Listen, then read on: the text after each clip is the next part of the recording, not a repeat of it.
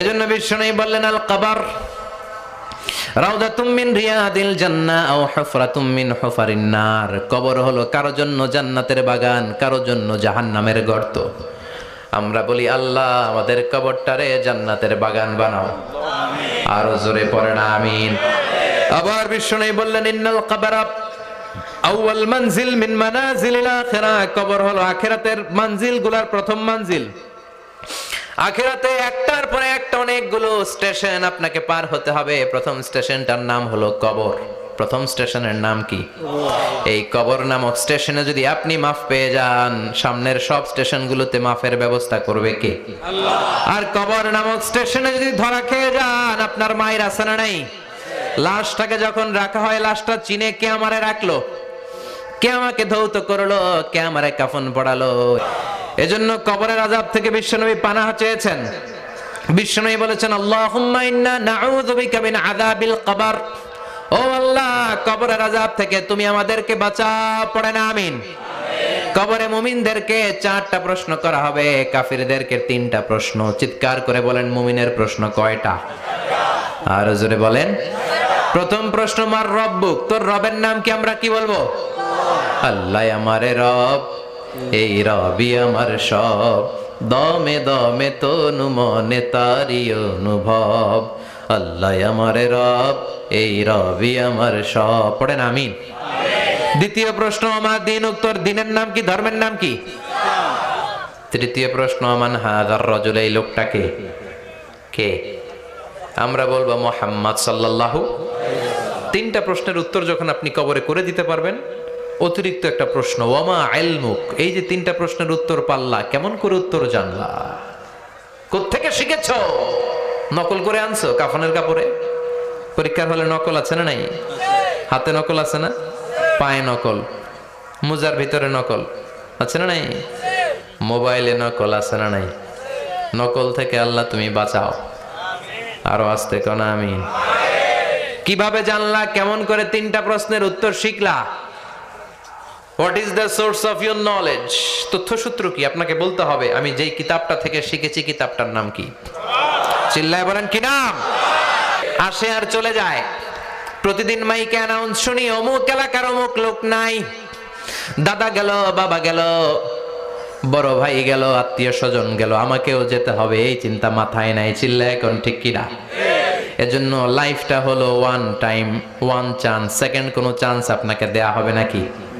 কাফেররা বলবে ইয়া রাব্বি আরেকটা সুযোগ দেন। লাউ আন্না লানা কাররা ইয়ানি মাররা, আল্লাহ আরেকটা সুযোগ যদি পেতাম দুনিয়াতে ভালো করে আসতাম। আল্লাহ বলবেন ইন্নাহা কালিমাতুন কাইলুহা, এটা শুধু তাদের মুখের কথা, তাদেরকে আবার সুযোগ দিলেও তারা কিচ্ছু করবে না। চিল্লা এখন ঠিক কিনা? এজন্য একটা চান্স আমরা পেয়েছি, এই দুনিয়ার ওয়ান চান্সে আমরা ভয় পাবো একজনকে। চিল্লায় বলেন তিনি কে? আল্লাহ। এজন্য যেতে আমাদেরকে হবে। এই মরণ থেকে পালানোর কোনো সুযোগ কেউ পালাতে পারে নাই। এই মরণ হলো আখিরাতের প্রবেশদ্বার। মরণ নামক পালকিতে চড়ে আমরা কবরের ভেতরে ঢুকি। মরণ হলো প্রথম পর্ব, কবর হলো দ্বিতীয় পর্ব। যেরকম ঠিক কিনা? এজন্য বিশ্বনবী বললেন আল কবর রাউদাতুম মিন রিয়াদিল জান্নাহ আও হুফরাতুম মিন হুফারিন নার। কবর হলো কারো জন্য জান্নাতের বাগান, কারো জন্য জাহান্নামের গর্ত। আমরা বলি আল্লাহ আমাদের কবরটারে জান্নাতের বাগান বানাও। আরো জোরে পড়েন আমিন। আবার বিশ্বনবী বললেন ইন্নাল কবরা আউয়াল মানজিল মিন মানাজিলিল আখিরাহ। কবর হলো আখিরাতের মঞ্জিলগুলোর প্রথম মঞ্জিল। আখিরাতে একটার পরে একটা অনেকগুলো স্টেশন আপনাকে পার হতে হবে। প্রথম স্টেশনটার নাম হলো কবর। প্রথম স্টেশনের নাম কি?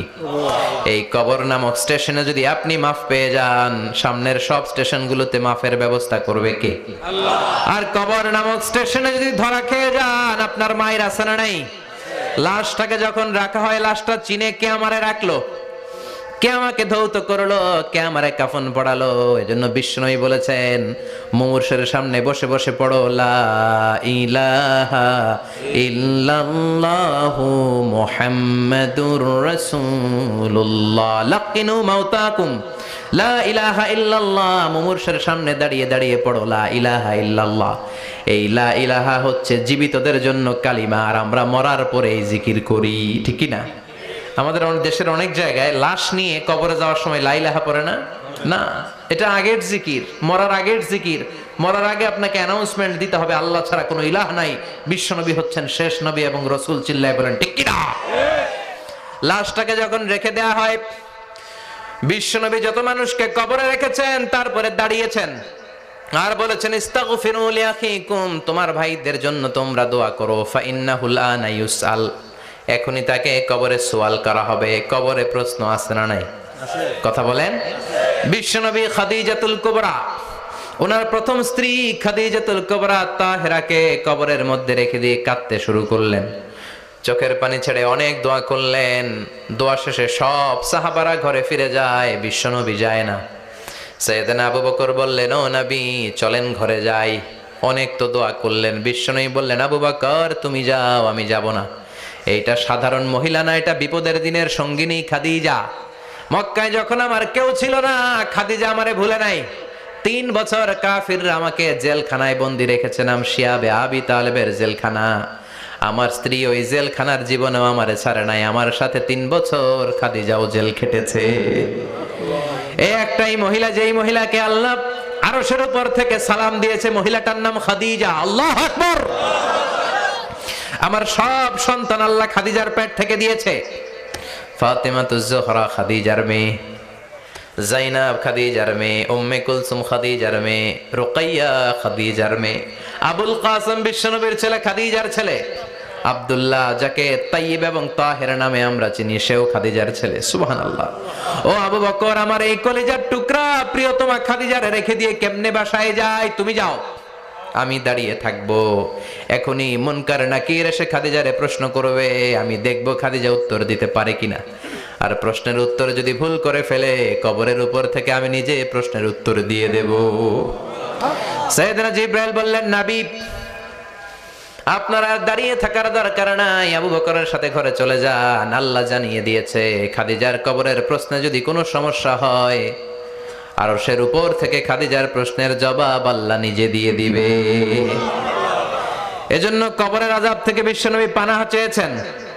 বিশ্বনবী বলেছেন, আল্লাহুম্মা ইন্না নাউযু বিকা মিন আযাবিল কবর। ও আল্লাহ, কবরের আযাব থেকে তুমি আমাদেরকে বাঁচাও। পড়েন আমিন। কবরে মুমিনদেরকে 4টা প্রশ্ন করা হবে, কাফিরদেরকে 3টা প্রশ্ন। চিৎকার করে বলেন, মুমিনের প্রশ্ন কয়টা? আর জোরে বলেন। প্রথম প্রশ্ন, মার রব্বুক, তোর রবের নাম কি? আমরা কি বলবো? আল্লাহ আমারে রব, এই রবি আমার সব, দমে দমে তনু মনে তারি অনুভব। আল্লাহ আমারে রব, এই রবি আমার সব। পড়েন আমিন। দ্বিতীয় প্রশ্ন, আমার দিন, উত্তর দিনের নাম কি? ধর্মের নাম কি? তৃতীয় প্রশ্ন, আমান হাযার রাজুল, এই লোকটাকে কে? আমরা বলবো মুহাম্মদ সাল্লাল্লাহু। 3টা প্রশ্নের উত্তর যখন আপনি কবরে করে দিতে পারবেন, অতিরিক্ত একটা প্রশ্ন, ওয়ামা ইলমুক, এই যে 3টা প্রশ্নের উত্তর পাল্লা, কেমন করে উত্তর জানলা? কোত্থেকে শিখেছো? নকল করে আনছো কাফনের কাপড়ে? পরীক্ষার হলে নকল আছে না নাই? হাতে নকল আছে না? পায়ে নকল, মোজার ভিতরে নকল আছে না নাই? মোবাইলে নকল আছে না নাই? নকল থেকে আল্লাহ তুমি বাঁচাও। আরো আসতে কোন আমিন। কিভাবে জানলা? কেমন করে 3টা প্রশ্নের উত্তর শিখলা? What is the source of your knowledge? তথ্যসূত্র কি? আপনাকে বলতে হবে, আমি যেই কিতাবটা থেকে শিখেছি কিতাবটার নাম কি? চিল্লায় বলেন, কি নাম? এই কিতাবটা হলো কোরআন। আপনাকে বলতে হবে, কোরআন থেকে আমি শিখেছি, বিশ্বনবীর হাদিস থেকে আমি শিখেছি। 4টা প্রশ্নের উত্তর যখন পারবেন, ফেরেশতারা বলবে, আহলান সাহালান, খোশ আমদেদ, কংগ্রেচুলেশন, বাহ বাহ, তুমি তো চমৎকার পেরেছো। ফায়ুফসাহু লাহু কবরুহু ৭০ যিরাআন, মুমিন বান্দার কবরটা ৭০ হাত লম্বা করে দেয়া হবে। ইফতাহু লাহু বাবুন ইলাল জান্নাহ, জান্নাতের দিকে তার কবর থেকে একটা দরজা বানিয়ে দেয়া হবে। জান্নাতের সুঘ্রাণ ঠান্ডা বাতাস এসে তার কবরের ভিতরে ঢুকতে শুরু করবে। ইলবাসু লিবাস মিন আহলিল জান্নাহ, জান্নাতীদের পোশাক তার গায়ের মধ্যে পরিয়ে দেয়া হবে। আল্লাহু আকবার।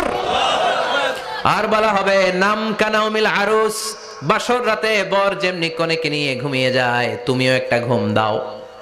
আলহামদুলিল্লাহ পড়ে। মুমিন বান্দা আনন্দের একটা ঘুম দিবে। ইসরাফিলের সিংগার আওয়াজ ছাড়া পৃথিবীর কোনো কিছুই তার এই ঘুম ভাঙতে পারবে না। আল্লাহ আমরাও যেন সেদিন কবর একটা মজার ঘুম দিতে পারি, তুমি তৌফিক দাও। জোরে পড়েন আমিন।